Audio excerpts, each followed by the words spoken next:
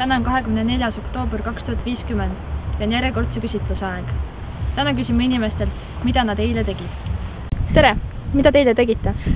Suplesin.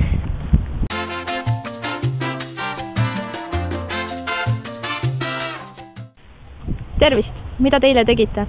Sõitsin maale.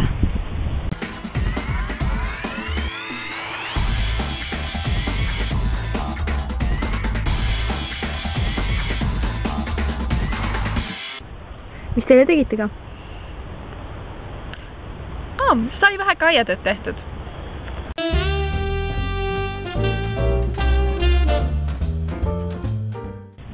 Ja kus te enda pensionifondi tegite? Nordeas. Nordeas loomulikult.